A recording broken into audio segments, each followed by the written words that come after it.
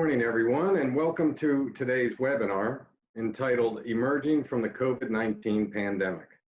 First and foremost, on behalf of FirstService Residential, our entire team today, we want to say, of course, we hope everyone is safe and healthy as we move through this pandemic event.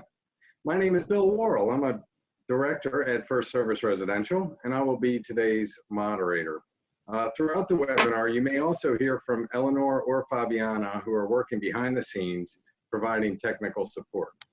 And therefore, as we all know, and we've been doing these sessions, we've been putting tremendous loads on technology and bandwidth these days. So please, therefore, if there are any glitches, have a little patience. I'm sure we'll get it back online as we have redundancies in our systems and what we're doing. In addition to that, of course, we are recording this session. And so therefore, please feel free to the audience to relax, take in the information. We have a lot to cover today, and we will make that recording available to you subsequent to today's webinar. And so we'll jump right in. Today's team and panelists, I'm so proud to work with today. First, we have Brian Buccino. Brian is Chief Operating Officer at Live Unlimited, a global brand specializing in lifestyle and amenities. We also have today Catherine Efron. Catherine is with FirstService Residential, a regional director in our high-rise division. In addition, Dave Menachia, President and CEO of Restaurant Partners. Restaurant Partners are owners, consultants, and operators of restaurants around the world, including many F&B installations at many of the properties online today. Stephen Rappaport, Esquire. Steve is a partner at Sachs Kaplan. Stephen is an attorney practicing community association law. Steve, thanks for joining us today. We also have Jeff Shipman. Jeff is president and CEO of Heartline Fitness. Heartline Fitness designs and consults on gym facilities, including equipment and installation. Hot topics today, we'll be talking about gyms. And finally, we have Neil Gates. Neil is the president of American Pools. American Pool is the largest full-service commercial pool management company in the United States. Thank you, Neil, so much for being here today. Thank you. So by way of introduction to the session, we do have online, our audience is Florida, Georgia, Tennessee, and Alabama. So greater Southeast US. And we're hoping that as we run the course, or that we're hoping the pandemic's running its course, it is absolutely in some areas and others. And please note that different areas are opening up in different ways. And therefore we decided, we've been feeling a lot of feedback and a lot of questions from clients on what are our next steps and how can we be proactive. But please keep in mind as well that, as everyone knows, Georgia has opened earlier. The rest of Florida, for example, has opened partially. Southeast Florida is excluded from that. More openings to come on Monday, for example, and in different areas. So please note that we will provide best practices. We're going to be proactive. We're going to provide information for all of us that you can take back to your communities. And the key really is to share those best practices as we do from coast to coast. It can be hurricanes in South Florida, or earthquakes in California, or a superstorm Sandy in the Northeast, and that's part of our team today. So we will be talking about kind of what are the best practices and sharing those best protocols from coast to coast. But of course, we always refer back to CDC guidelines. And of course, as we bring it down locally for each association, it's going to be different. No two associations are the same. So please ensure that you consult with your association attorney as you move forward and begin to build your reopening plans.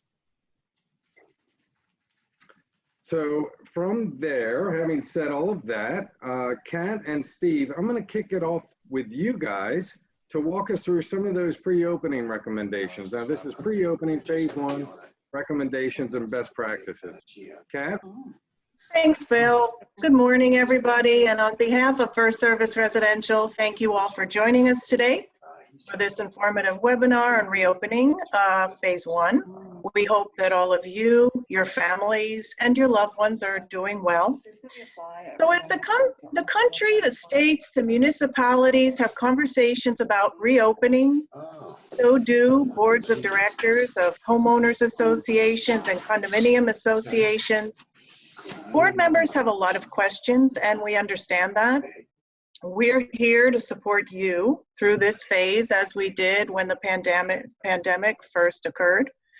As we talk through the reopening process, we see that this is really a layered approach. Prepare, communicate, partner, and execute your plan. And when I talk about prepare, I'm referring to supplies, equipment needed to adequately maintain your common areas and your amenities. Know what inventory you have in stock of cleaning supplies. We're ensuring there's enough supplies in stock to keep the building clean for a given period of time.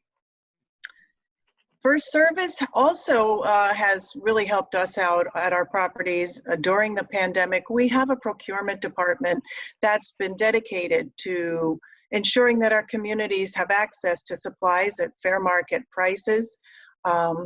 With respect to communications, you want to make sure as a board of directors and a management team that we're communicating what our plan is to our residents, whether it be hours of operation for the gym or the pool, what the rules might be.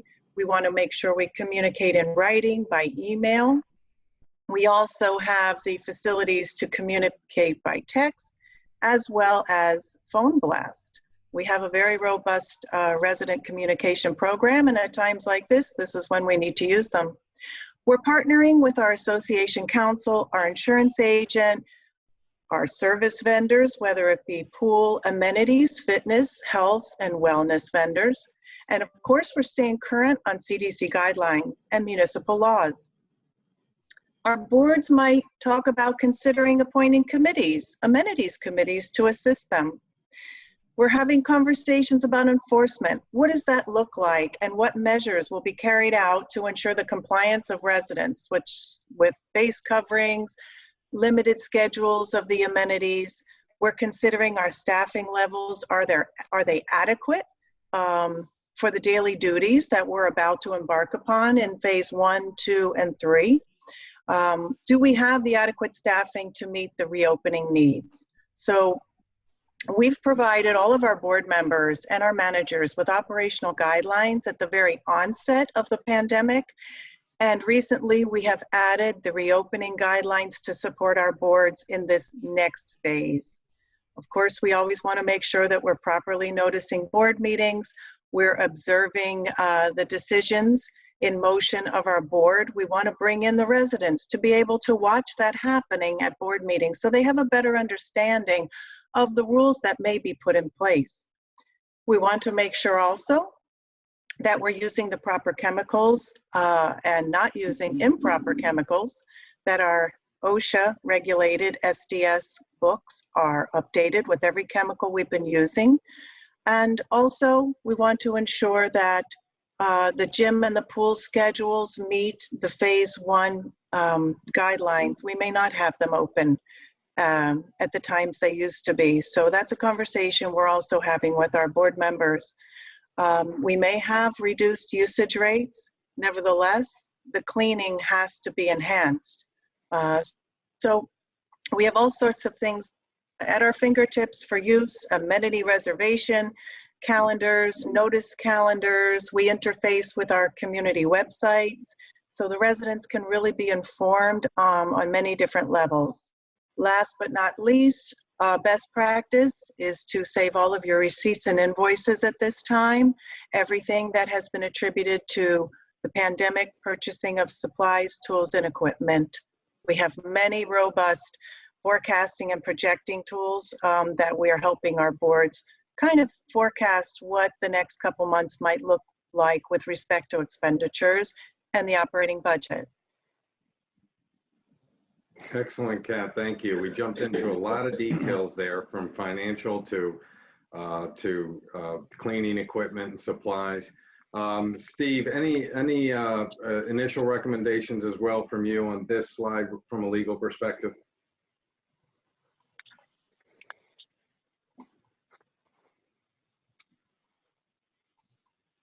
Okay. Okay, so we're going to go ahead and get Steve back online here in just a second. Looks like he's muted on his end.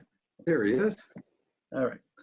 Yeah, so I think Kat covered it very, very well, but I think the key is to make sure you're covering all of your county and city ordinances, all the emergency orders from the state and local levels. And as long as you're following CDC guidelines and you're doing everything you can and operating under reasonable and prudent business judgment, I think you're going to be okay. Excellent, Steve. Thank you for reminding us of that as well, right? We have federal government guidelines, state government guidelines, then we get into county, then we get into municipal. So there's a lot to understand and read. So let's talk about some definitions as we move into this. Kat, can you walk us through? We're going to focus on phase one today, but please, if you could just kind of outline for us how the phases look in our world and the property management world these days. That's right, Bill. We're focusing primarily on phase one today. However, let's just take a quick look at what the three phases are defined as. So phase one is the pandemic with continued strict social distancing. However, the stay-at-home orders are lifted.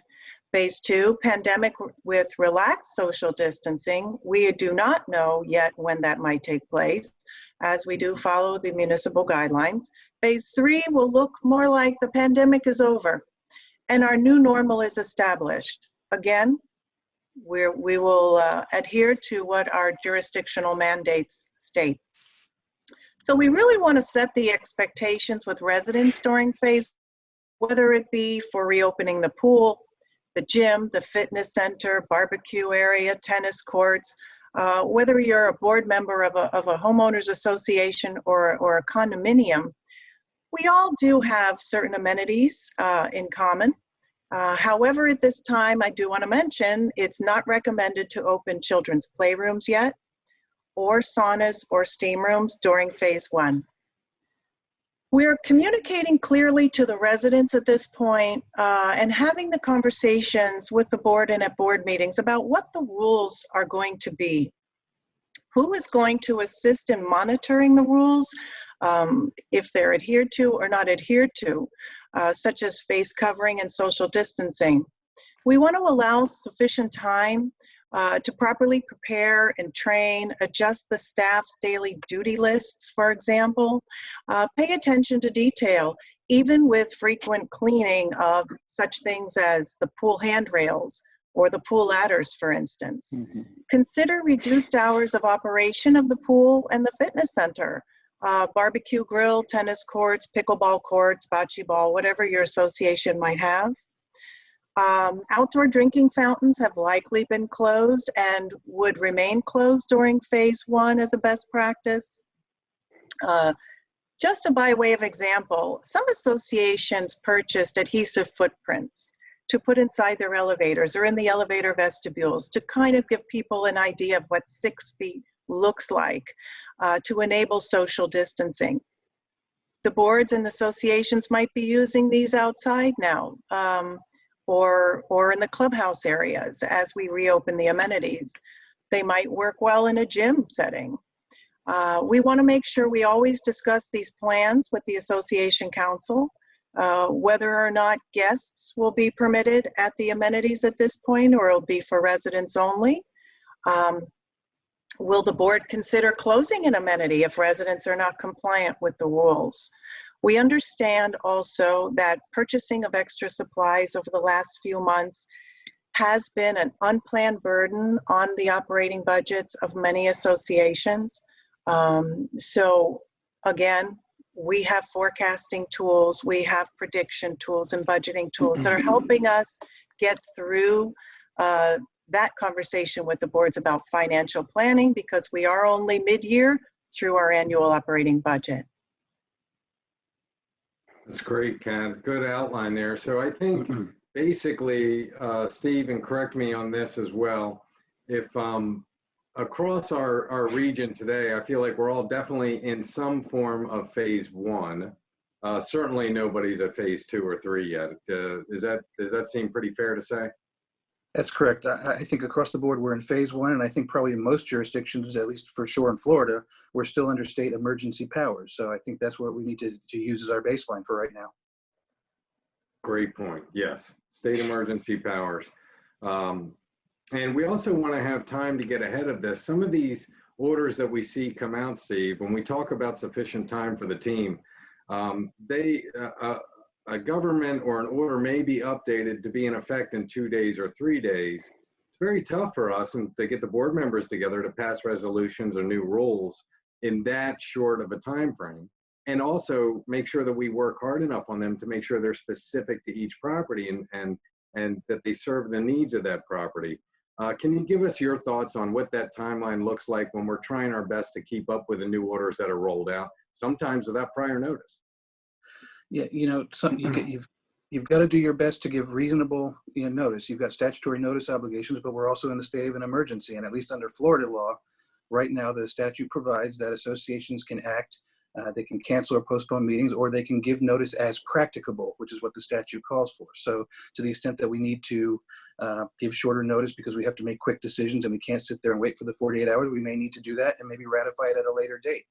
Or to the extent that we have every one of our board members all on the same page on something, there's a statutory provision that allows us to vote to approve things by unanimous written consent. So to the extent that we can send out, circulate a document that everybody signs off on, and then again, ratify at a later date. I think those are options that we can use to try to get our day-to-day decision-making done in a way that's practical and allows us to continue running the corporation. That's perfect. So I think a key takeaway for all board members on the line today, as well as property managers, is that when a new order is published and released and goes into effect, that doesn't mean every community has to do that on that day. That order kind of sets a floor, a baseline for all of us. But if it's not right for you, and we want to make sure we do everything correctly, and we want to make sure that we have the board meetings and have time to engage with you candidly on everything that we want to talk about next, it may be if the order goes into effect on Monday, which I'm seeing in a lot of counties, that maybe we can't implement until Wednesday or Thursday. And that's part of the communication to the residents as well, just so they know, and that's okay. Excellent. So let's move on to a hot topic, Neil, in our reopening guidelines. You're dealing with this every day. We've talked a lot about this. Walk us through pools and beaches and some of your best recommendations and great protocols there. Will do. Thank you, Bill. On behalf of American Pool, thank you for the opportunity to share this information with FirstService Residential communities. Just as a caveat, we've talking about the different jurisdictions. I'm located in South Florida, really the 3 southeast counties. And so 2 of our counties have opened public pools, while Miami-Dade still has yet to open those. So, these things change as time moves on. So it doesn't apply to everyone. Of course, always, again, refer back to your local jurisdiction.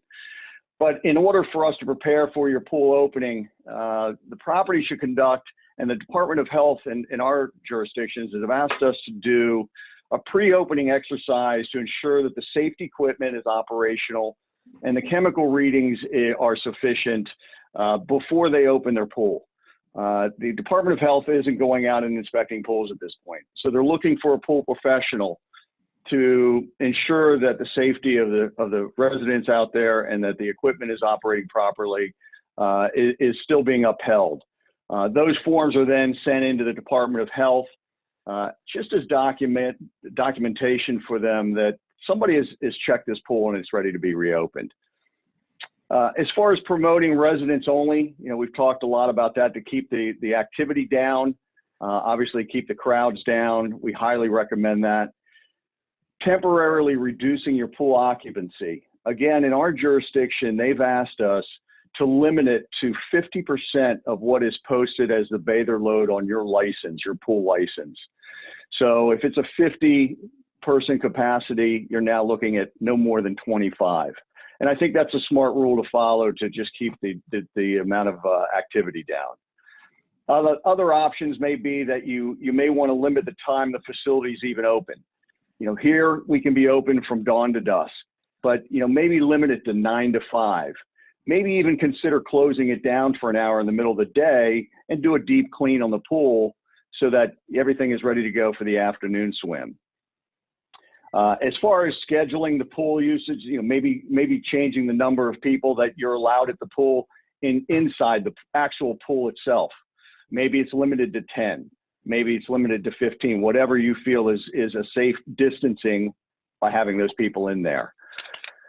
Cleaning and disinfecting of the pool and beach furniture and the high touch areas, as we talked about earlier, with ladders, handrails, obviously door handles at the restrooms, those types of things should be periodically still cleaned off throughout the day while the facility is still open.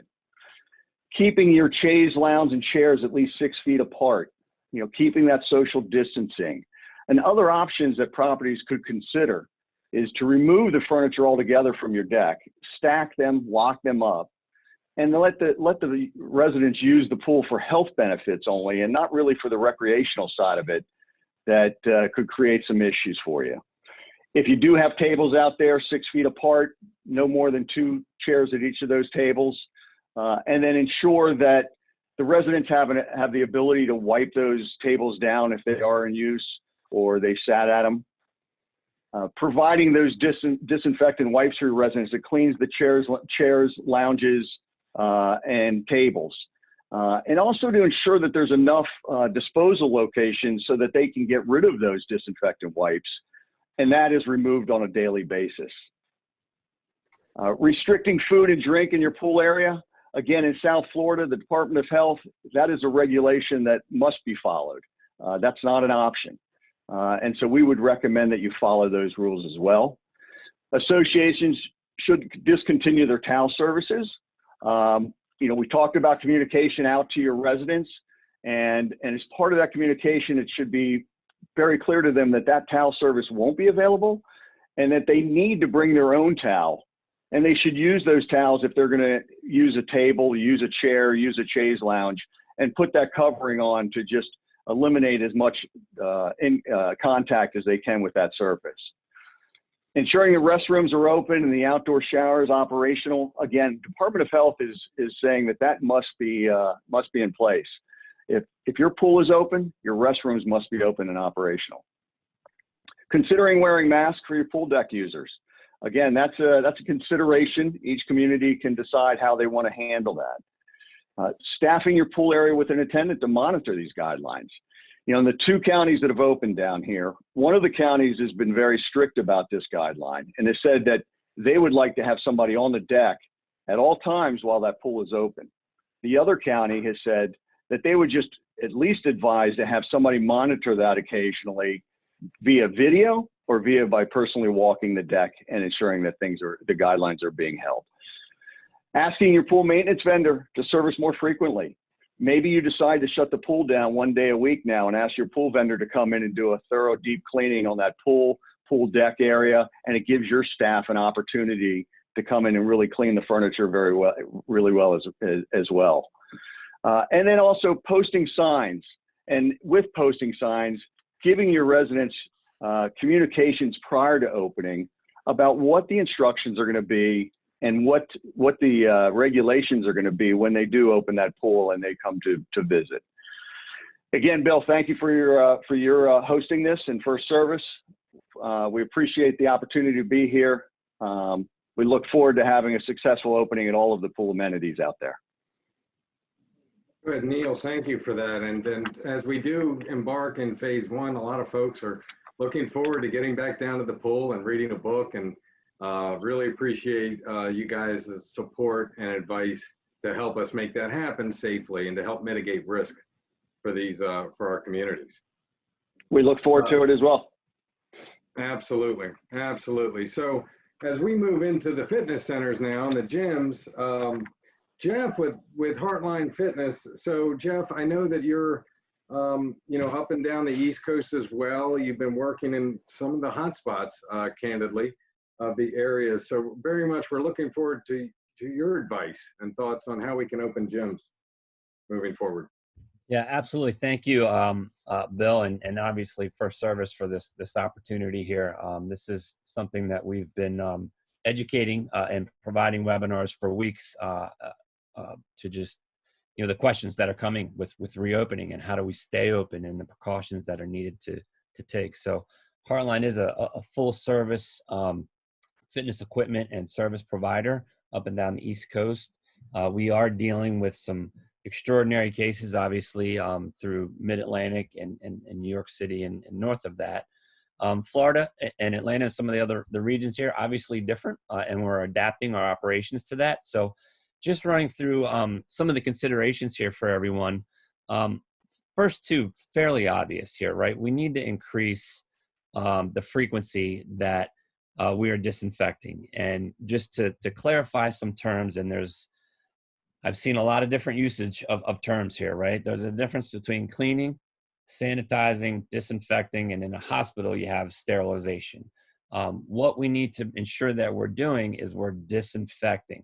That is the EPA approved term to actually kill off the virus. Now, disinfecting and some of these other terms that are out there, those need to be a part of your process before you actually get to the disinfecting thing, and you're not missing some steps, okay? So I'll elaborate on some of that terminology a little bit more, but we obviously want to increase the frequency before we open, after we're closed, in between times, and we'll talk about some operational hours, but if you've got the opportunity to clean between hours that you may be open for a few hours in the morning, a few hours in the afternoon, later in the day, any increase in frequency to disinfect is going to help. And Catherine, you stated there's budgets, right? We can't clean constantly, but we can have a good educated approach to this, and obviously do the best and do more here. During your operating hours, people are cleaning while people are on equipment, not actually wiping the handrail while you're running on a treadmill or an elliptical, but being there right after someone finishes it to help prepare that machine for the next person that may come in. So really the demographic that you have, the space, the access, the load, there's going to be an increased demand in the amenity spaces versus your commercial gyms. You're going to need to plan these things out accordingly. Now is the time to do it. Before you actually open. And I would say the considerations that you need to run through as state and federal mandates change, do those now. So there's some great feedback from Bill and Catherine on what it takes to get a board together and make decisions. Do it now. You know what's coming in phase 1 and phase 2 and phase 3. Take this information today, digest it, and get your plan in place now. Your residents are going to demand immediate responses and adjustments as we walk through this.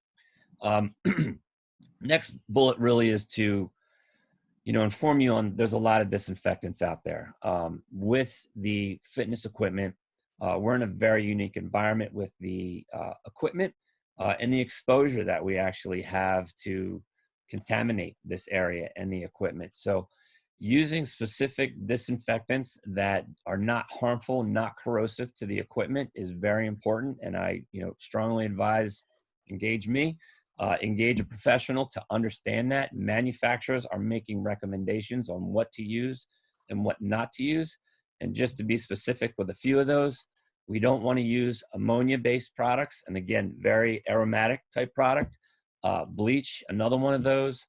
Alcohol, great to kill the virus, but it's actually a conductor, and if you get this in the wrong place in the equipment, you could short out your $2,000, $3,000, $5,000 piece of equipment, and that is not what we want to do when your facility is going to be in higher demand, and you've probably eliminated 50% of the equipment so that we can maintain that physical distancing in the facility. So, and the last one is really hydrogen peroxide. We can just go back to the last slide. Sorry about that. Hydrogen peroxide, great kill time, but again, corrosive to aluminum, copper, and some other things. So really be informed on what disinfectants you want to use, and also understand the dwell time.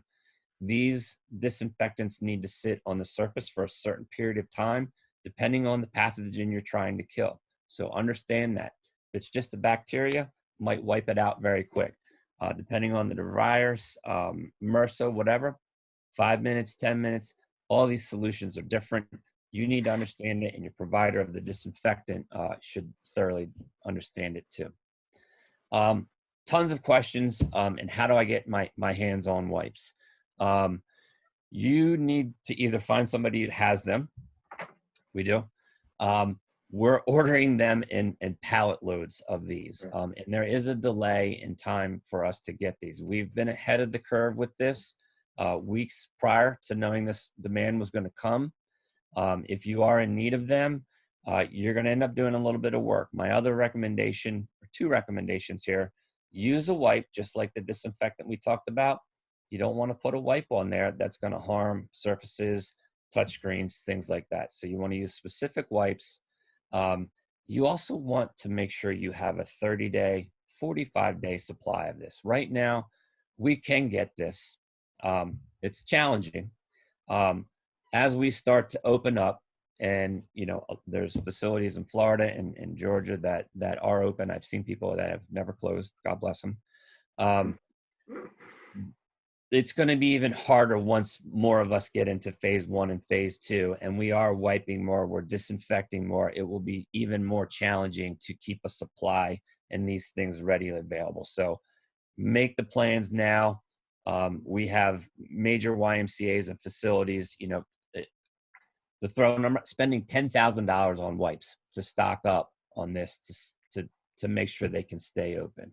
So the right wipes, get them supplied now. Hand gels, same type scenario. We've focused a lot on disinfecting and protecting and things like that in a lot of our webinars. There's another piece here for Heartline and for me, and where I want to educate people. We have a webinar today on this, but it's not just the surfaces, right? It's really how this is being transmitted is through the air. And there's a story here I want to tell, and then I'm going to talk about ionized air. But when we're in an exercise practice, event, treadmill, elliptical, whatever you're doing, we're obviously trying to increase our heart rate, right? And with that comes an increased respiratory rate. And what you have to understand in the fitness environment is we as humans have the ability to push about 1.5 liters to 2 liters every breath in and out in this environment as we elevate the respiratory rate. So you understand what I'm talking about here. We're now talking about a space that's fairly small in the amenity space compared to a commercial gym. You're confined to ventilation and things like that. It is imperative that we enforce people wear masks, and this is uncomfortable. It's going to feel like you might be high altitude training because everything's kind of right here, but we could be asymptomatic. We have this increased respiratory rate. We're in a smaller environment. We can really create a very dangerous situation in here if we don't take the proper precautions. So not to make this sound like a war zone, but it's important we understand that part of what we're doing in this space versus another common area that's more open, and we're not exercising, right? We may just be 6 feet distance and we're communicating. So understand that. But the last kind of cycle of how we're protecting and providing information for the fitness center is, what do we do with the air? And there's a lot of solutions out there, and one of the ones that I really feel is a long-term solution, we should be doing it anyway, is how do we ionize the air? So really charging the particles that are in the air positively and negatively, so it attacks these pathogens, the VOCs that are naturally in the air.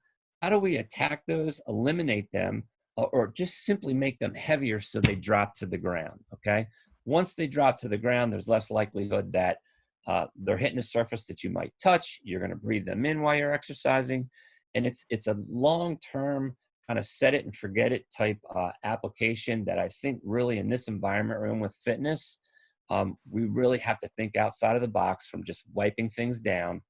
You need to look at a professional service coming in to clean it with the right solutions.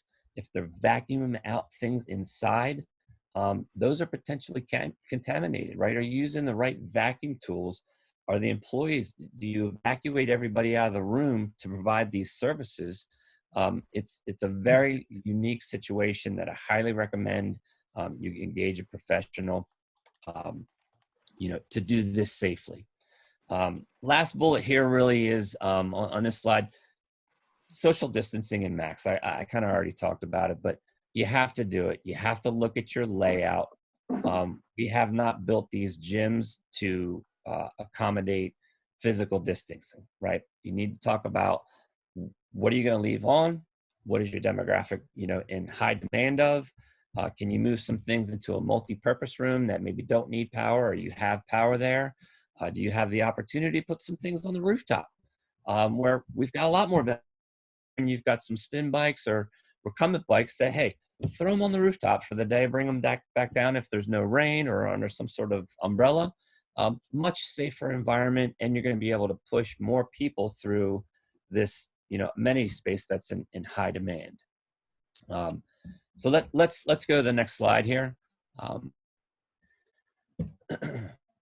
Limiting the times that you're open. I think this is very important in the initial phases here. Don't just open up your gym. Social distancing, mask, the volume, the congregation that you could have in here. You need to control all of these, and to the point that it's not just a written document. I'm recommending we have orientations. You perform some sort of video where we can, your end user can actually understand the tone, the body language, the empathy, the concern. Fitness people are very passionate. I've been in this industry 25 years. I've seen a lot of crazy things prior to COVID that people want to do in the fitness center.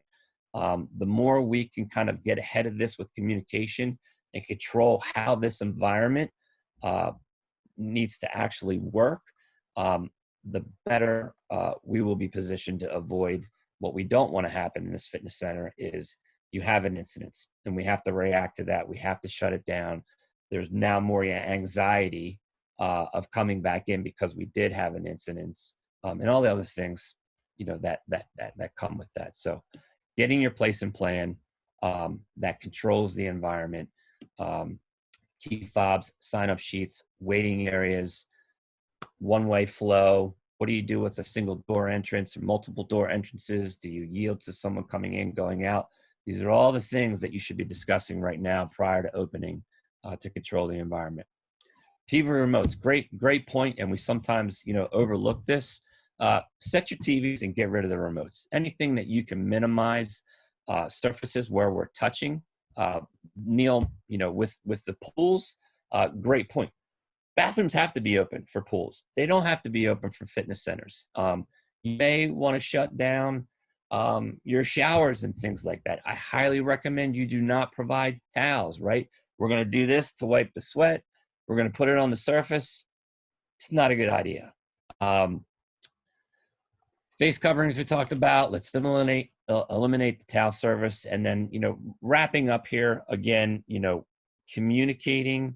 You don't want to create an environment that, has tapes and signage and don't use this. And you don't want it to be a war zone, right?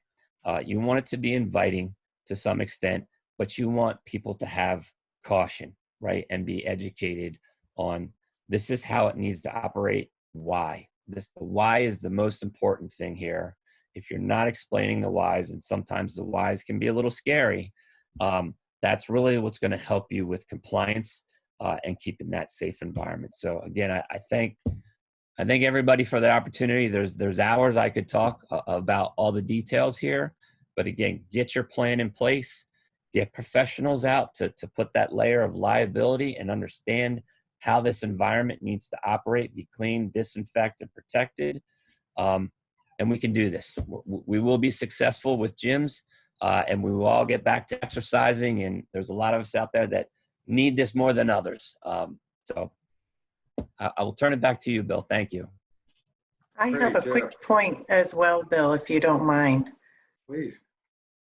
So really quickly, as we talk about pool, gym, and the amenities, let's make sure that before we do our reopening that we do a dry run, that we have our janitorial and housekeeping staff actually go through the entire new duty list of cleaning, whichever amenity it might be, so that we know how long it'll take us to do that, if we do have adequate staffing, and if we need to make any changes before the residents actually start coming in to use the facilities. Yeah, that's great advice, Catherine. And to add to Jeff, yourself, Neil touched on this as well. So for example, with towels, and maybe in some communities and at the clubhouse or down on the pool deck, they're used to towel service, and perhaps, Mhm. depending on the community, that's going to be discontinued. Right, Catherine? So that goes back to your team. You got to lean on your manager to communicate what to expect, right? When Right. all the residents come down to use that amenity, communicate that to them in advance. We want to make this as hospitable and make it as much of home, obviously it's your home, as we can. So, That's so right, good. Bill. And not just communicate it once, but let's remind them without overwhelming them and blowing up their email box or texts. Let's make sure that we just don't deliver this message one time and then a month goes by and then we expect everybody to be compliant or know perhaps why we unplugged half of the treadmills. They'll think they don't work. We need to communicate why we unplugged Right. perhaps and tucked the cords under the equipment, why we did that, and what we expect of them when they come in to use the facilities. So it's a good point, Bill. Excellent. Yes, thank you. So, Brian with Live Unlimited. Brian, this is what you do every day, you and your team, the actual fitness studios, which ties right into Jeff's gyms. Can you walk us through what you're seeing and your recommendations to keep the fitness studios as safe as possible?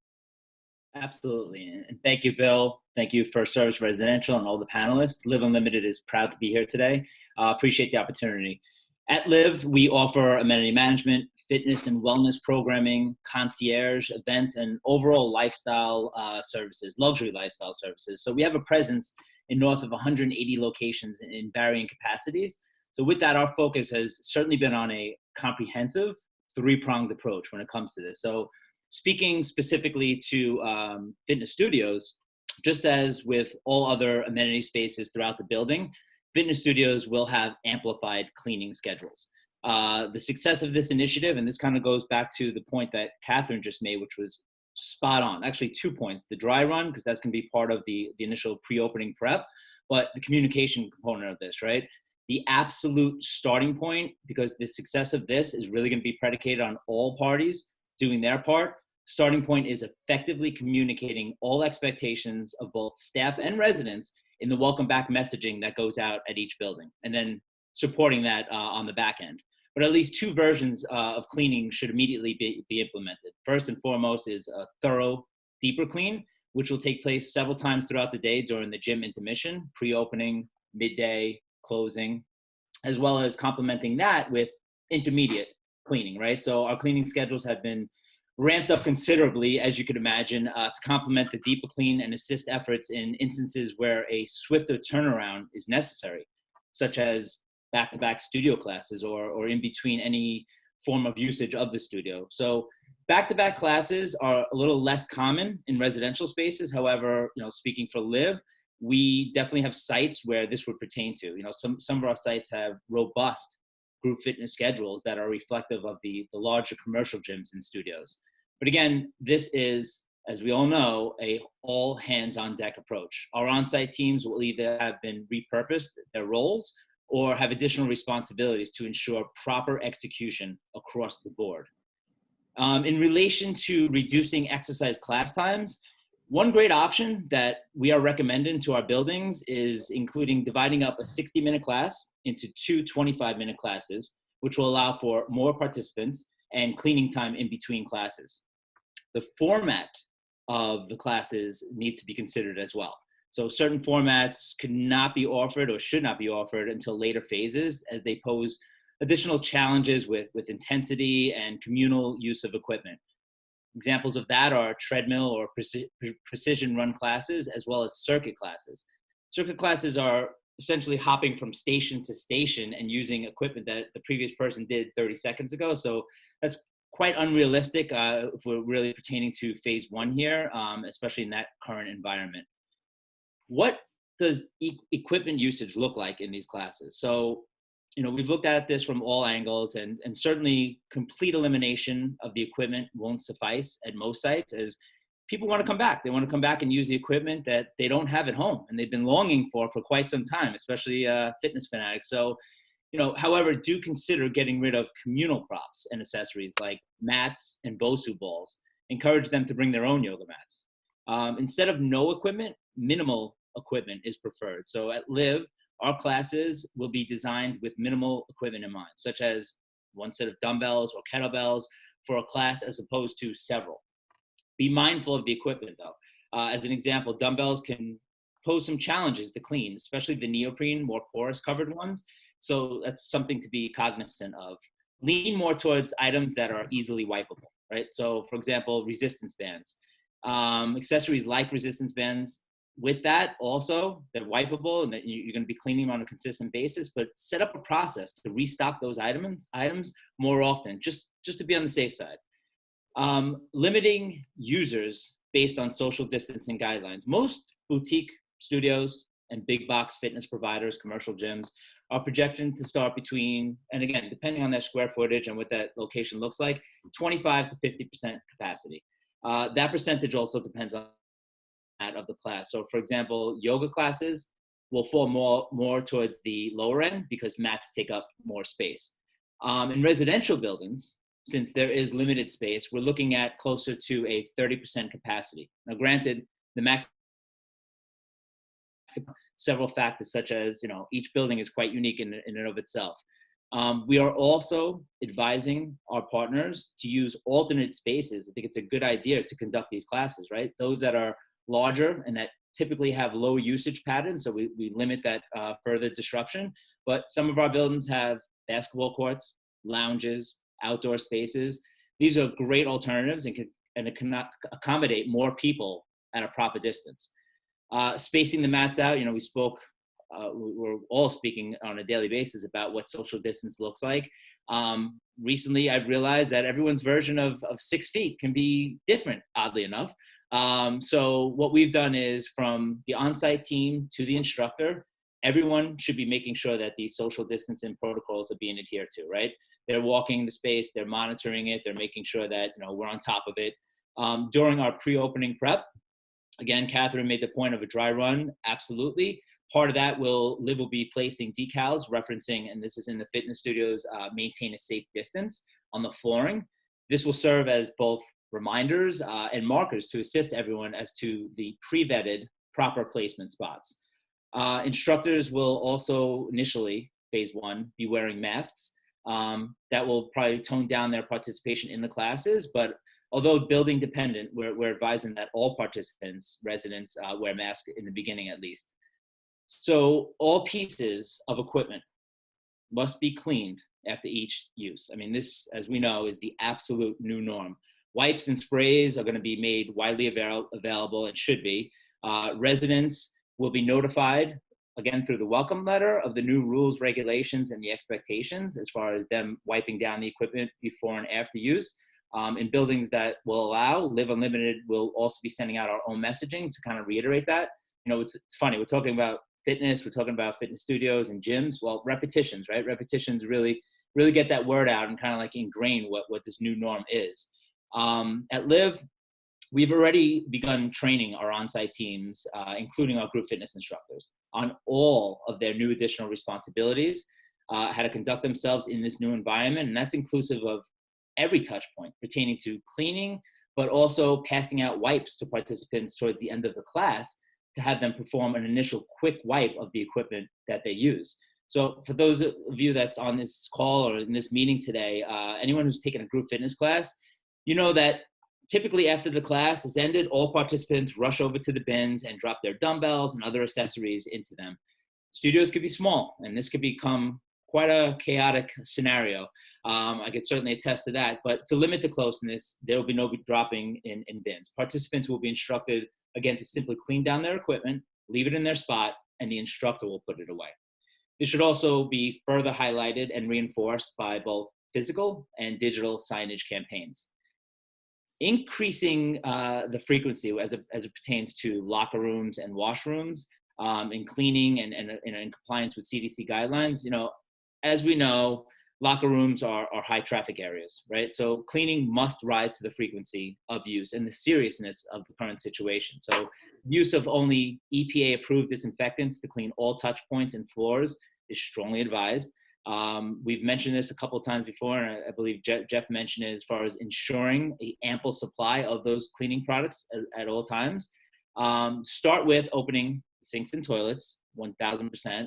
Showers and other areas should be closed off initially to limit the amount of usage and traffic. Remember to clear countertops and remove all communal items such as shaving cream cans, razors, cotton swabs, and so on. And one of the other recommendations that we're making is the installation of and the use of foot pull door openers to enter and exit out of the locker rooms. They're a great option to further create that touchless environment that we're all going for and about to walk into. And, you know, the final point that I'll make is in regards to virtual programming. You know, the main message here today is talking specifically about phase one. So as we begin to fine tune the new processes in the overall gym space and monitor how that plays out, phase one for fitness studios will predominantly consist of virtual fitness and wellness programming on platforms like Zoom.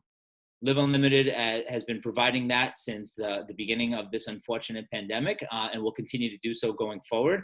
And it's not really more towards the tail end of phase 2 or 3, where we're going to reintroduce more of a hybrid approach, which is the culmination of in studio as well, you know, at a social distance, of course, as well as the virtual component. But in the meantime, as an alternative use of space, because some of our studios are great spaces, is also, I mean, this spills into the spa treatment rooms.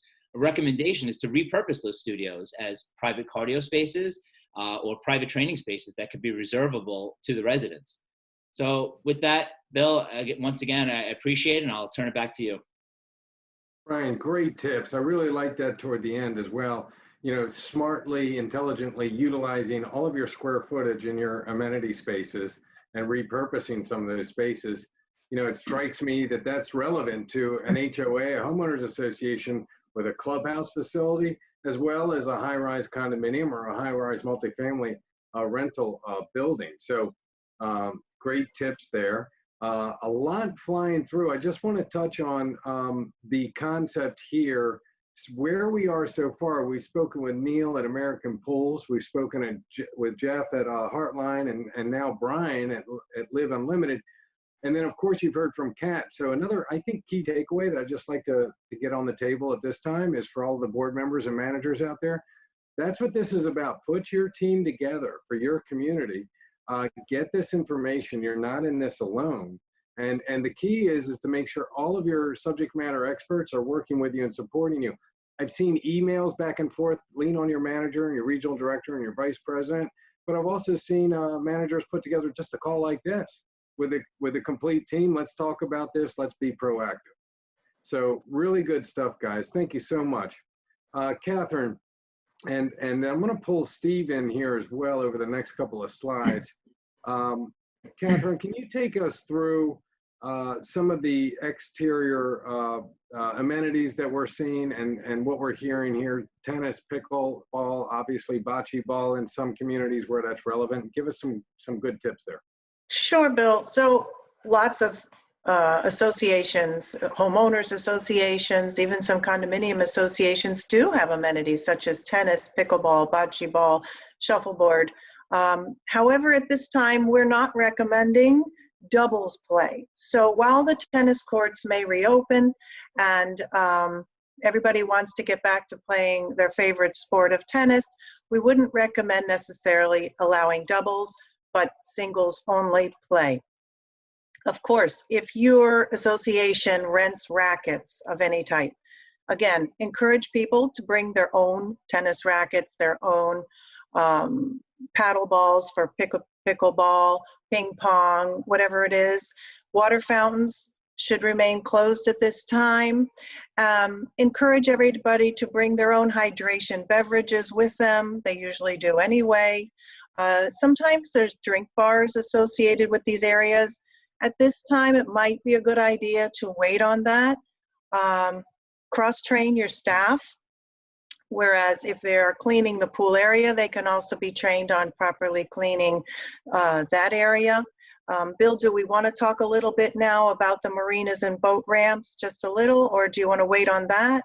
No, let's go ahead and talk about marinas and boat ramps. Okay. I'll let you, but before Sure. we get there, a note, a great recommendation here with outside amenities is to really pay attention to, and our managers, regional directors, get in the car and drive over to the local aquatic center, drive over to the local park, drive over to the local tennis facilities and golf courses and the municipal ones and the county facilities, and just see how they're doing it. Again, when I go back to mitigating risk, and so many board members ask, I'm not quite sure. I want to make sure that we protect our association, we protect our residents. We don't want anyone to get sick. A really good best practice is to go see how the municipalities are operating these external amenities in the municipality. So then we can also use that, by the way, if some residents are frustrated by maybe we should have more open now, maybe we shouldn't, we're hearing a lot of different opinions. It helps us with the communication to say, hey, listen, we're following the guidelines, we're following the local orders. Oh, and by the way, we're observing best practices utilized by the municipality. So just a thought on that, Kat, but please take us into, quickly on marinas and boat ramps. We do get a lot of questions. We have a lot of folks on the line today with these types of amenities as well. We have lots of marinas and boat ramps at our coastal communities. We want to ensure that we clean any high-touch areas, such as fish cleaning tables. The board may open them, the board may keep them closed, that's a board decision, but cross-contact means cross-contamination. So such things as hoses, coolers, ice machine handles. You may even have some barbecue grills next door to the marina. Clean those areas very well. We're going to talk a bit about barbecue grill areas, but we want to make sure that we have no shared tools. Have the boaters use their own hoses. If you had shared hoses, that's perhaps something that you don't want to have to worry about right now. With respect to rules and regulations, so follow your municipal and jurisdictional mandates, private watercraft mandates, such as one person at a time in a private watercraft, or perhaps two if they're from the same household. Limit renting of kayaks and rowboats right now, and always clean the areas very frequently if there's any, excuse me, restrooms nearby. As Neil mentioned before, it's the handles of the restrooms, not just inside the restrooms themselves, but just as we spend extra time right now cleaning all of the high touch points inside the buildings, door handles and elevator buttons and whatnot, we have to make sure that when we move to the outside amenities, we are constantly doing that as well.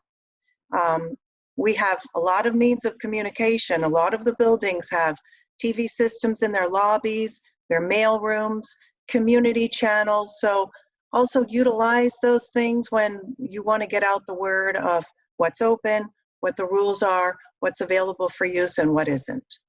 Bill? Right, absolutely, and pay attention to those local ordinances there too.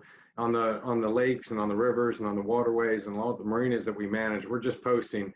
The Department of Natural Resources Police are out there and they're doing their job on the waterways too. So very specific, depending on the county, recommendations on how many folks per vessel, et cetera. So thank you for that.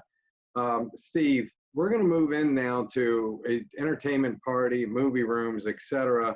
But I'd like you to please kick us off here, if you wouldn't mind. Legal perspective, we've received so many questions on all of the amenities that we've talked about today, as far as we can discuss protocols and we can have rules and regulations and we can schedule this phase one reopening on a community by community basis. How do we get teeth? How do we do this in a hospitable way, in a friendly way, and without trying to be, quote unquote, the police officers in every community? Can you give us some of your perspective there? Yeah, and I think it gets back to communication and being clear about what the guidelines are. I mean, we're not going to use this as an opportunity to start fining people for not wearing a mask, although I would argue you certainly have the right to do that. But again, you want this to be friendly. You want to open up communities and to have this be a seamless process. That being said, I think when we communicate to the owners that we're reopening these portions of the property, whether it be by an e-blast or whether we post something on the property, I would encourage doing both. In fact, I would even encourage posting the actual guidelines and the actual orders at the pools and at the gym, so people know the actual language from the county or city order as to what's allowed and what's not allowed. I think we need to include in there something along the lines of to the extent that the board in its discretion determines that the property is not being used in accordance with the guidelines and is not safe, that we have the right to revoke this, and we have the right to go back to closing things down. I mean, remember, these orders are permissive. They are not mandatory orders. Nobody is forcing you to open up your pools, your gyms, as much as we would like to do this. If you are in a situation where you are a small community and you just don't have the ability to space out your fitness equipment and know where to store the stuff that's not being used, you might not be able to open your gym properly, and therefore you shouldn't be required to do that. You know, if you're in a pool situation, you have an obligation to have a monitor. You know, we talked about having video monitoring or somebody that doesn't necessarily have to be on the deck all the time. Well, there's a difference if your swimming pool is next to your clubhouse and you can have somebody in the club room monitoring it by video that can be out there within a few minutes to get people to properly social distance, versus asking Mrs. Robinson 5 doors down to run by every couple of hours to make sure people are doing things the right way. I don't think that's going to fly, even though we're allowed to delegate it out to volunteers. So, you know, I think that I think we just need to be smart. I think we need to communicate on the front end and let people know that we have the right to shut things down. One thing I know a lot of clients of mine are asking about, and I think I just saw a question pop up about the use of waivers and requiring owners to sign a waiver in order to use the facilities. I don't recommend that. I mean, do we have the right legally to ask people to sign a waiver? I mean, arguably we could say, hey, we have the right to keep things closed, and therefore in exchange for us opening things up, we'd like you to sign a waiver. I just don't have a very good feeling in my stomach about asking somebody to sign a waiver and hold harmless in favor of an association for the use of areas that they have a right to use, that they have an easement right over, and that they've been paying assessments for. So I wouldn't go that far unless you've consulted with your association counsel and you find that there's a really good specific reason to do that. That's great advice and great guidance, Steve. And so it is about the communication, but it's also about engaging you. We have board members, managers, our teams, we're feeling a lot of pressure in some cases, not in all, but to really push hard and get some of these areas opened. And so we just need, I appreciate those comments. It gives us the comfort level to help us to respond to that pressure. And most importantly, is our community leaders, our board members, to be able to sleep at night, knowing that they're doing the right things. So Kat, this is, you know, some of the questions pop through. We've been hearing a lot about this. You can think about, I want you to talk a little bit about this, but we see still a lot of movie theaters are still closed down, for example, that are commercial movie theaters. We see restaurants that are opening, in some cases 25%, 50%. Dave's going to talk more about that as well. But we still have the questions with regard to common areas on site. So some of these bigger facilities, can you give us some of the thoughts on here that we haven't already touched on already today? When we talk about entertainment, party rooms, movie rooms, social gatherings, keep in mind we're only entering phase 1. So we haven't gotten so far yet that we can have large gatherings and we can be closer than 6 feet apart when we're out in the common areas. So when we talk about phase 1 of reopening with respect to these amenities, we are saying that social events of large scale are not recommended just yet, and that would be large gathering events. If you do have a movie theater in your clubhouse, in your homeowners association or your condominium, if it is large enough in scale that you can block off every 3rd or 4th seat and still have a fun movie night, that's great. You know, if you want to hand out popcorn, don't go back for refills. So there's workarounds that we have to take into consideration with entertainment. Cleaning armrests, this is very important. It depends on what the actual theater seat might be fabricated out of. Extra cleaning in the restrooms. If you have restrooms attached in your clubhouse, your amenities, that has to be tended to by somebody who's actually working after hours, who's able to go in and clean frequently. So if you are going to host a theater night and be able to socially distance people, make sure you've got the adequate staff to clean up, and be very cognizant with all of these amenities that we're mindful of the staff, speaking of staff, of their well-being as well. So think of the people who work on our teams. They're part of the families of the associations, you know, not literally family, but they become part of the family They're your janitorial, your housekeepers, your maintenance people, your management team. Think of their well-being, that we want to make sure whether we're putting garbage out at a barbecue grill, or we're at the pool, or we're at one of these wonderful amenities that might start opening up, that we try not to leave our masks and our gloves behind. People do have to touch them and clean up. And although they are wearing the proper PPE, personal protective equipment, we do want to be mindful of their health and welfare as well. Bill? No, that's perfect. And so another commonality we're seeing here across all of these areas, social distancing, 6 feet, masks, in all these areas, sticking with that CDC recommendation. The other key component is, God bless our staff, right? They're working so hard. And in an association, going back to what Steve said, depending on the resources you have available, you may be able to open some areas, but not all. And that's okay as well if you have enough staff. And the staff has been cross-trained and they're correctly doing what they need to do, and they're doing the rehearsals with your management team. So just a couple of thoughts. Dave, it's time to bring you in here. This is David Minuccia. And David, I just want to publicly apologize. I don't think I did a great job with your name in the introduction. Minuccia it is, with Restaurant Partners. Can you start to walk us through some of the communal areas, the barbecue areas, and the food and beverage operations that you have at some of the properties, please? Sure. Thank you, Bill, and welcome everybody to the F&B portion of this FirstService presentation. We appreciate you sticking around and being here. There's a lot of good information being passed forward today. I just want to spend a brief time talking about thoughts on restarting any F&B component that you have to your property. I realize not everybody has that component, but the one thing that most of your residents will understand is restaurants. Everybody goes out to eat and they're looking for some guidance on what looks like it's safe out there and what may be a little bit touchy to try this early in the game. First and foremost, many of my colleagues have already reminded you that state and local regulations vary widely, and you'll need to keep up with the ever-changing landscape of these F&B directives being put out by your governors and your local community leaders.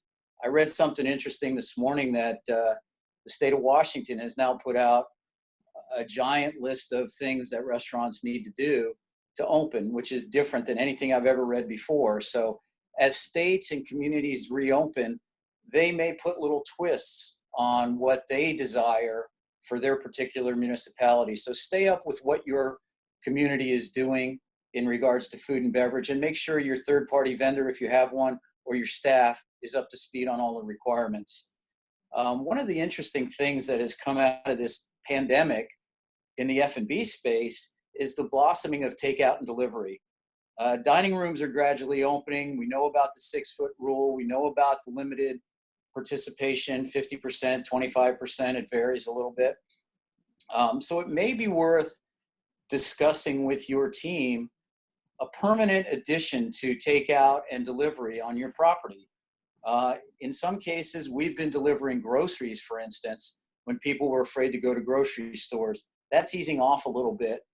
One of the unique things in Florida that's happened is the governor has extended liquor licenses so that you can now deliver alcohol with your food as long as the alcohol is in a manufacturer sealed container.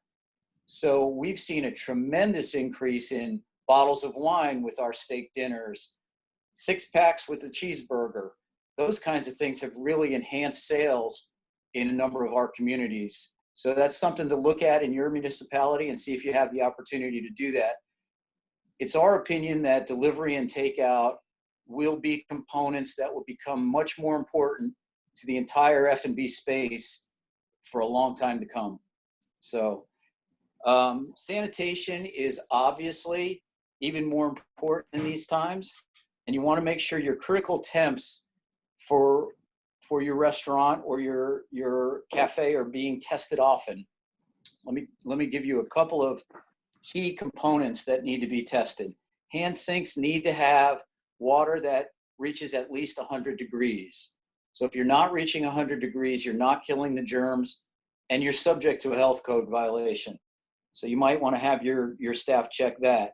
Your 3-compartment sink where you wash your pots and pans, that needs to have hot water at 110 degrees.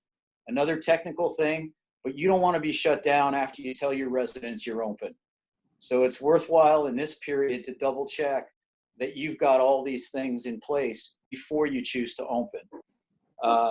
One last thing, if you have a full service dish machine for a full service restaurant, your booster heater needs to get to 180 degrees. So those are all key components that will kill any virus that you have, which is most important, but also keep you out of trouble with your local health department and municipality, because they will be out once they get back to work. They'll be out checking on some of these things. So you don't want to false start your community with having to get shut down for something silly you could have fixed before you even opened. Most of your staff will be anxious to get back to work. Some, however, may choose to stay out either because they don't feel safe because of coronavirus, or we're finding in some cases that the enhanced unemployment benefits, the extra $600 a week that people are getting, is sometimes a disincentive to come back to work. And again, as recently as this morning, and we're trying to keep up with everything, we heard that in the new bill before Congress right now, they may extend that $600 all the way through January 2021. And if that's the case, if you have 6 people on your F&B staff before this pandemic, only 3 or 4 may choose to come back. So you'll need to be prepared to enhance your staff with additional training or additional hiring. So just be aware of that. You should also be aware that you should have on your property at all times a ServSafe certified manager. And this is, again, something that a health department will require. And I think it's a good thing to publicize that your manager is ServSafe certified. And you can check with your vendor or with your health department to realize what that's all about. When your staff does come back, there are 4 questions that we recommend asking on their first shift back. And they have to do with making sure that you've covered yourselves as a board, and that you're not bringing back somebody who could be symptomatic or even asymptomatic of COVID-19. Those 4 questions real quickly are, have you been diagnosed with COVID-19 or been asked to self-monitor at home by the CDC, local health department, or your healthcare provider? The second question is, are you having symptoms of COVID-19, which include fever of greater than 100.4, a cough, shortness of breath, loss of smell, sore throat, nausea, or vomiting? Obviously, you don't want these people back in your facility until they're over those symptoms. Number 3, have you been in direct contact with a person who has COVID-19? And the last one is, have you traveled within the last 14 days to any city or foreign country affected by COVID-19, which is pretty much any place in the world? And if you have, particularly on airline flights or to major hotspots like New York City, you'll need to quarantine those people for 14 days before they come back to work. We actually had a manager at one of our facilities who traveled through Kennedy Airport in New York back in late March. And when she came back to work, we said, you're going to have to quarantine for 14 days before we can put you back on the schedule. So those are something that questions that you should not only ask your staff, but you should, at your discretion, post these questions at the front of your food and beverage outlets, just to make sure no guests who may have these issues walk into your facility and potentially infect other people. There's a debate about whether that's too invasive, but my position, and you check with your attorney, my position is better to be safe than sorry. An ample supply of food service, safe gloves, masks, and disposable hats should also be available for staff. What's interesting is the health department requires hairnets and hats on all food service handling back of the house people. But if you've got a facility like this, you may notice that your line guy who's been there 6 years has worn the same New York Yankees hat for 6 years. That's probably not the hat that makes your guests feel comfortable looking at. So you might consider getting disposable hats to give to your back of the house staff and give them a new one every single shift. And that way the perception of making sure that you're taking care of your guests and the sanitation issue is reinforced. It also reminds your guests that their safety and the safety of your staff is the top priority. A couple of quick pointers about the F&B staff or your third-party vendor. Takeout food containers should be sealed and handled by as few a number of people as possible. It may be a good idea to tape the bag or the box closed, put the initials of who prepared it, and there are two purposes for that. One, it makes sure that if anything happens, you know who you can go back to on your staff. Secondly, it's a subtle reminder to your staff to get the order right because their name is on it.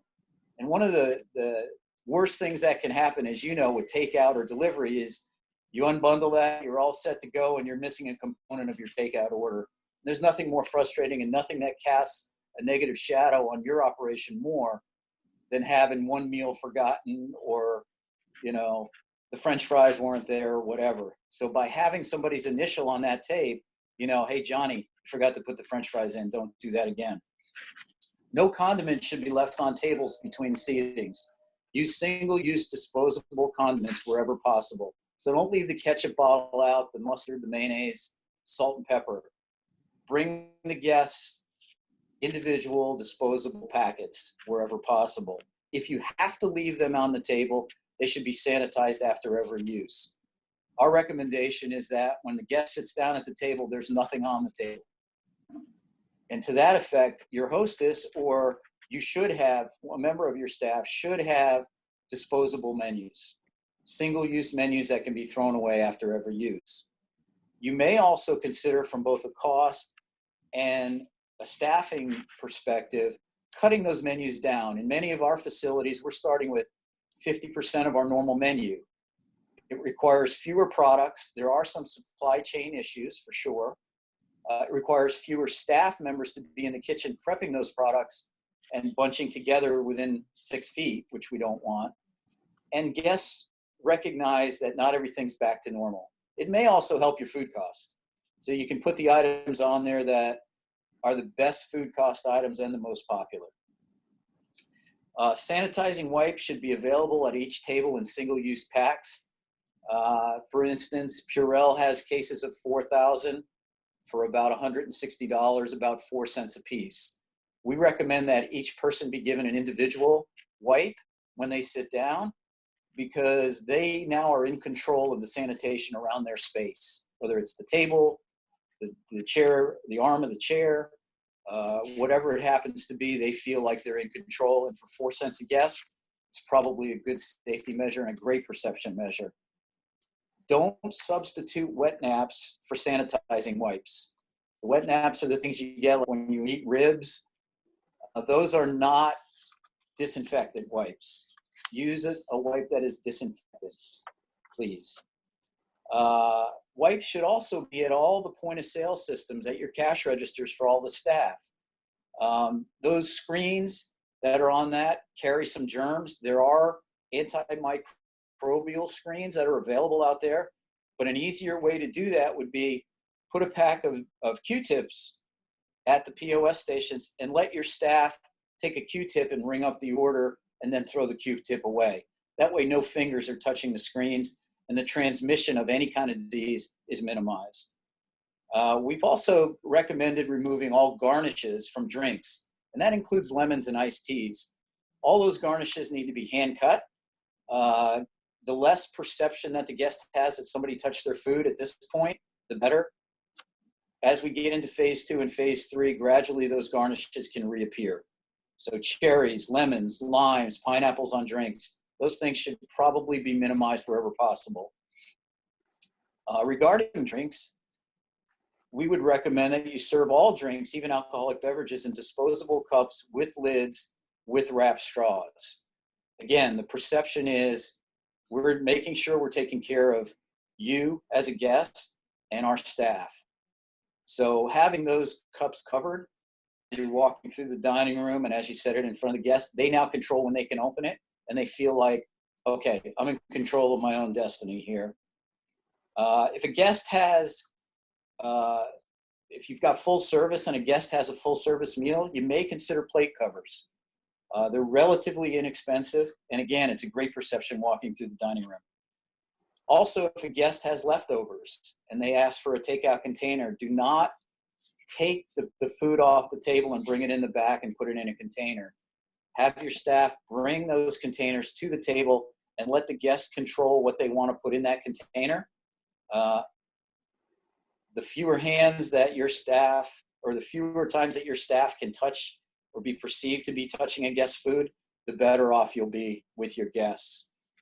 Of course, anything returned to the kitchen for wrong temperatures or whatever must be thrown away.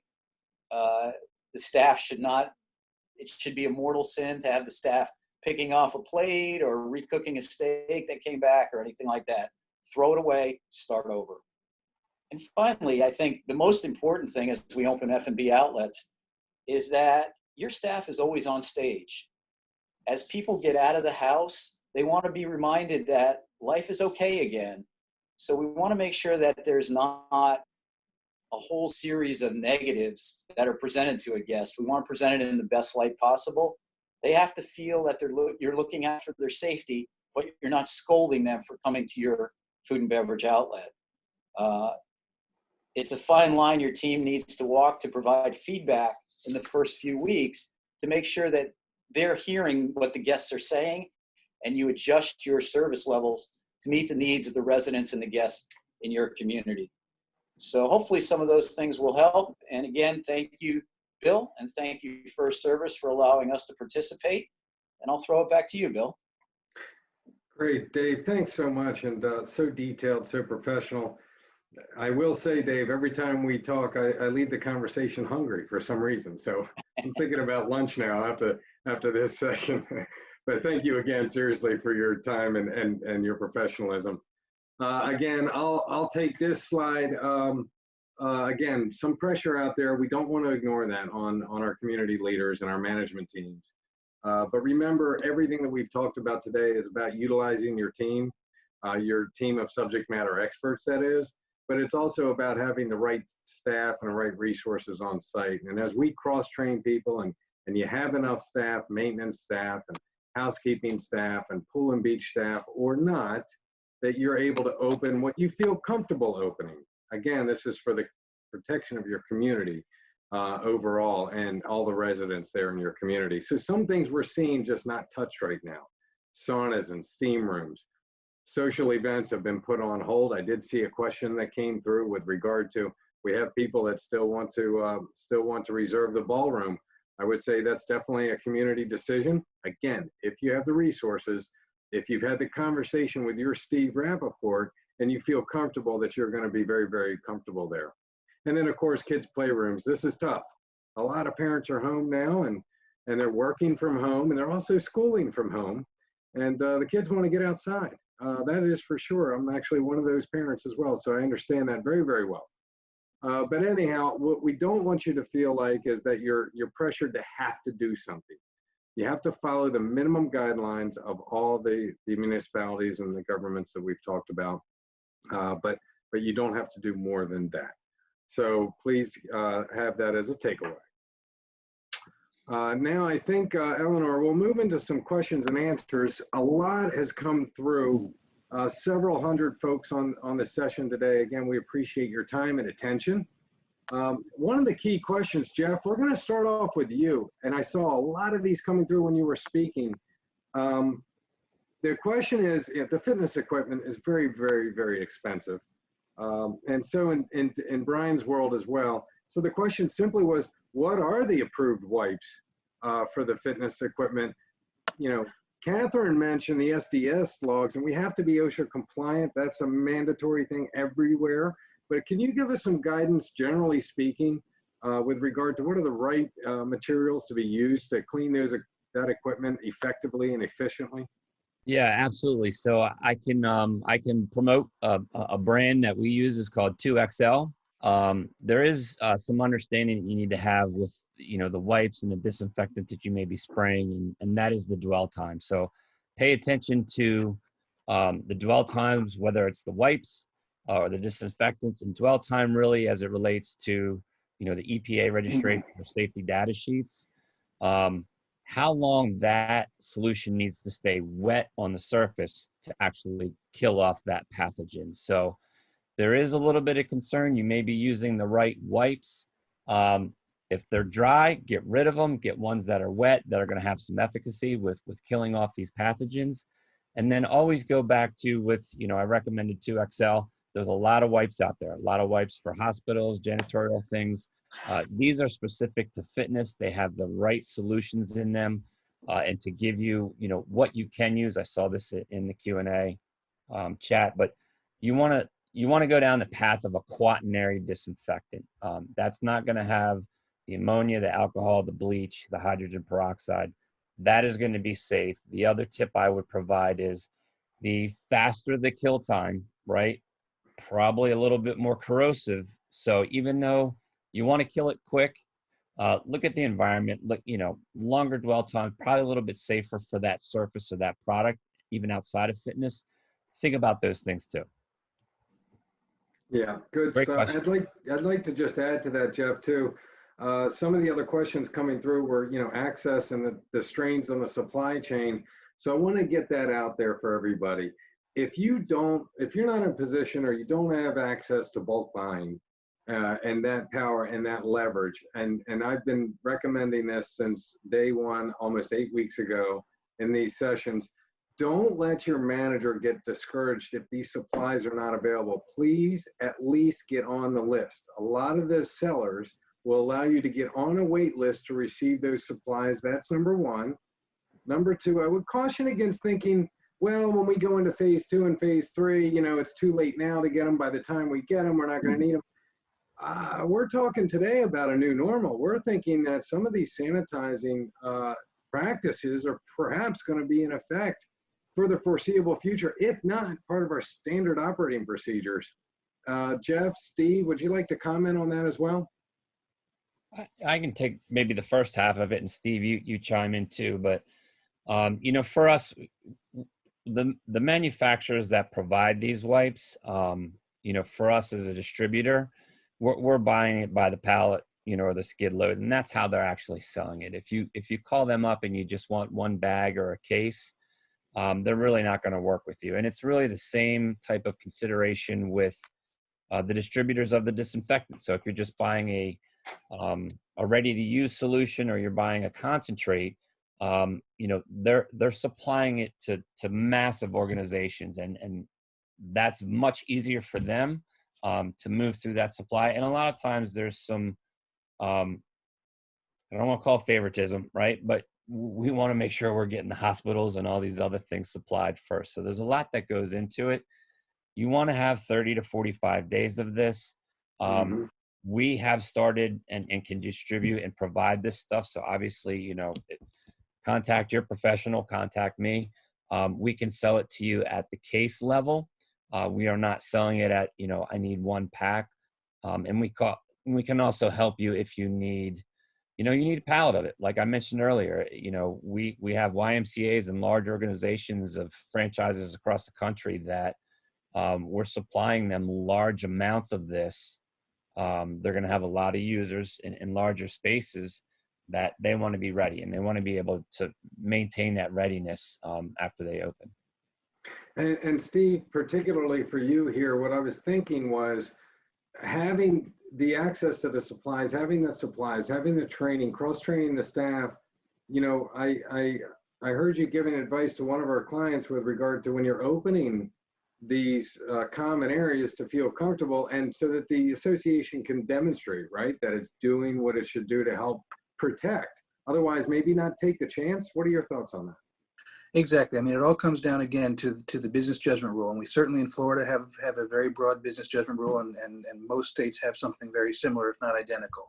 And the bottom line is, if you're exercising reasonable and prudent business judgment, and you are relying on the advice of your experts, and that's really the key. And that's why we have all these great experts here today.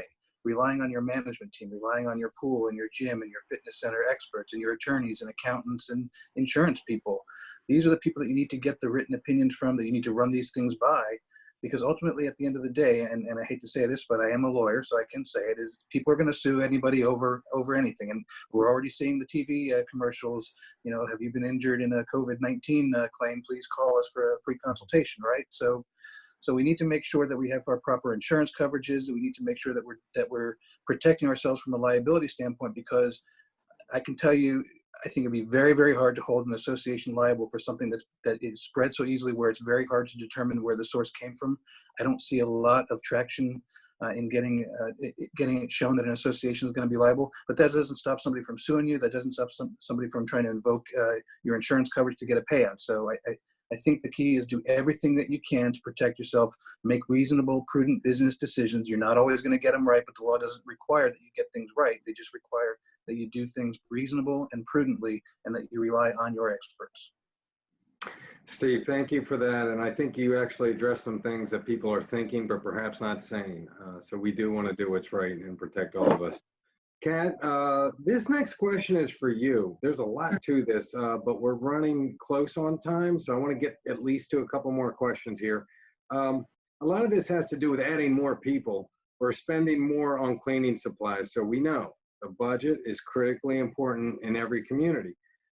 How does the association deal with higher than anticipated costs, especially facing the risk of decreasing revenue, perhaps, or unpaid dues, perhaps? So now we have the collection process, delinquency process we're thinking about and getting ahead of as well. Can you just address this for us all at a high level? So to keep it at a fairly high level, you know, we're monitoring the accounts receivable rate right now. We have been since March for the boards of directors.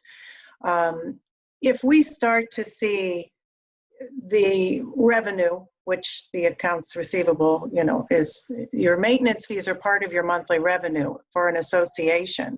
If that starts to retreat, and you're spending extra money on supplies and equipment and tools and cleaners and all of those things, there is going to be an imbalance, and you'll likely start to see it within 60 days if you haven't already, if those issues are there.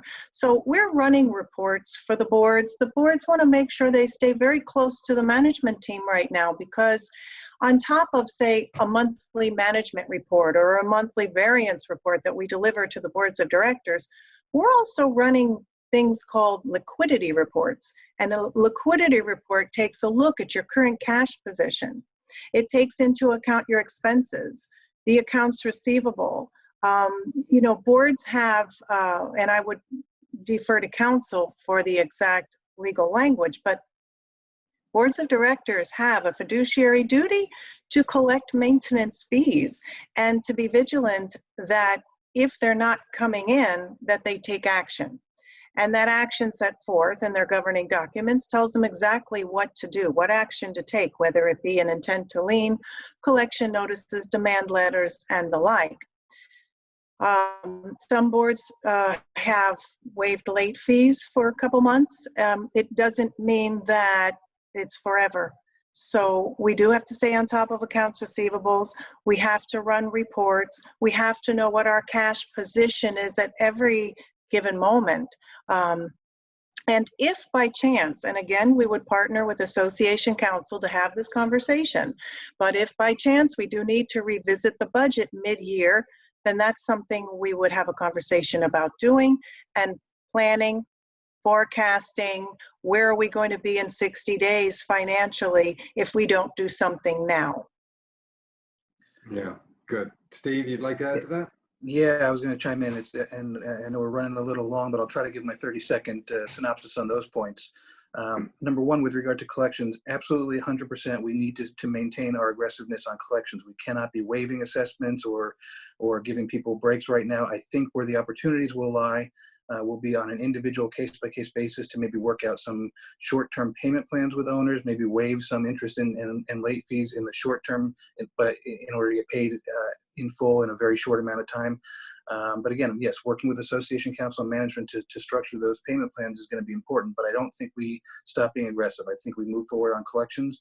And the other thing to note is there may be some alternative sources of financing where you're going to have to consult with counsel and review your governing documents, but there may be an opportunity to levy a special assessment or to borrow money to enter into a line of credit. There may be membership votes that are needed. So again, you'd have to look to your documents and make sure you get an opinion from counsel. And the other issues possibly, at least for an HOA, maybe not so much for a condo, but possibly dipping into reserves if you need to, if it really gets to that point. You know, HOAs, unless it's a statutory or restricted reserve, have a lot more capability of borrowing from reserves. Condos, you do need a vote of the membership to borrow from reserves, but you may need to go out there and get that to avoid a special assessment. So we could spend probably a whole webinar on that whole thing, but bottom line is I think stay aggressive with your collections and look to your counsel and your documents to see what other options are out there in case we're running a shortfall. Definitely. So check our library online with regard to that, Steve. It's a good point. And so Yep. we're working on the financials. We're getting ahead of this. FirstService Financial, special assessments, different things you're talking about.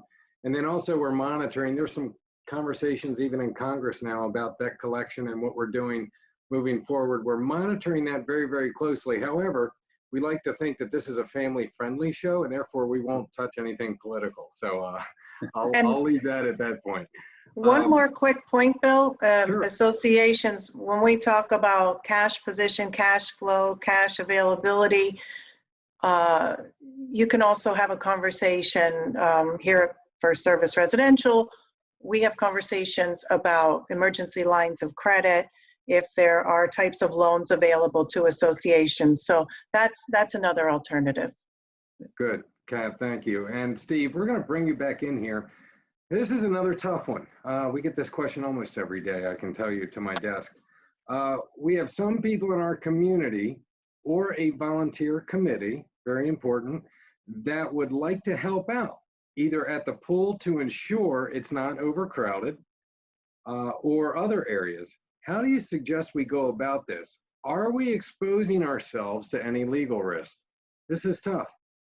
Yeah, this is a tough one because, you know, as was pointed out earlier, in Broward and Palm Beach County at least, and probably in many other jurisdictions, the pool monitoring is being allowed to be done by delegates of the board, whether it's a resident, a board member, or another resident that's volunteered to do this, and we don't want to discourage that. Again, getting back to the question about waivers, I don't like the idea of requiring these volunteers to have to somehow sign waivers in favor of the association. I just don't like the feel of that, putting that into our residents who are trying to volunteer and do a good thing for us to say, okay, we'll let you do a nice thing and volunteer, but only if you promise not to sue us. I don't think that goes over very well. So I think, again, like everything else we've been talking about, we need to try to catch these things on the front end by making sure we're communicating the requirements out to the residents so that we're not putting these people at undue risk. By being willing to shut things down if these volunteers and monitors can't get compliance. And again, it gets back to discussing with your insurance agents and your carriers, do we have the necessary coverages and are these people going to be covered? Normally, volunteers, committee persons, agents of the association are covered under your D&O policy, but there may be an exclusion for this particular situation. So we need to see, are there riders out there that we can purchase that can help cover us? Is there other types of coverages that are going to become available to cover these people? Do we need to get some sort of legal defense type of insurance coverage where it might not cover a judgment, but it'll at least cover our legal expenses if we get sued because maybe D&O and liability won't kick in for legal coverage for these types of claims. So I think it's a discussion with our insurance people as to what more we can do to help out. But if it gets to a point where we're not willing to incur the risk, then either A, we need to have some staff, some trained staff or management personnel do it instead of volunteers, or we may be back to the position that we're not able to staff and monitor the situation. Therefore, we can't really open these facilities up then, and that's going to be a case-by-case board decision. Excellent. Thank you, Steve. And we have one more. I think we're going to get one more in here. Jeff, we're going to flip this over to you. Last question here. Should we have a limitation on how long a person can use the gym, create sign-up sheets, waivers? So we see lines at the gym in some places, and other places it's not so popular. Could you address that quickly for us and give us your thoughts? Yeah, great question. On the technical side of it, depending on manufacturer and level of the equipment that you have, most of the commercial grade, higher end treadmills, which we see in the amenity space, you have the capability to set a time limit in there. So if you only want users to run through, quick start or a general program for 20 minutes, 30 minutes, you can have your service provider or, call the manufacturers how to get into diagnostics and adjust that. As far as, kind of flow of the fitness facility, obviously you want to have it redesigned with, you know, a traffic flow. You don't have people colliding. And, you know, if I'm on this treadmill behind, you see behind me, you don't want Suzanne waiting to get on it and creating anxiety with me. So, you know, going back to that whole, you know, orientation and communicating your plan, set time limits if that's what's, you know, makes sense to your organization and your community and the demographic. You can use the equipment to actually control that. Careful with sign-up sheets and pens and sharing all this kind of stuff. But if you've got portals and technology to support that, obviously, you know, can control the time, control where people are waiting, control the flow within that environment. These are all great precautionary things to make it a great, enjoyable environment, right? There's caution here, right? Do everything you can to make it as close to normal as possible, because it's going to be very different than what people left it, you know, 7-8 weeks ago. Great, Jeff. Thank you so much. Yeah. So Eleanor, I know that we're tight. I will wrap up. Again, so I think develop the plan, communicate the plan, respect all of this. We're walking a fine line here, and we understand that. We're here to help. Live Unlimited, Restaurant Partners, Saks Kaplan, American Pools, Heartline Fitness, of course, FirstService Residential. Thank you all so much for your time today. And then finally, a huge thank you to the teams on site working hard at the communities every day, and to our community leaders and the board members and the committees dedicating your time. Thank you all very much for your support. And we will all get through this together as we move through phase 1. We wish you all the best. And of course, here are the resources. We'll have this session posted on our website shortly, so that you can look at that and share with any other board members as part of your communication plan, even with your community. Thank you all so much, and enjoy your afternoon. Thank you. Thanks, Bill. Thank you. Be well.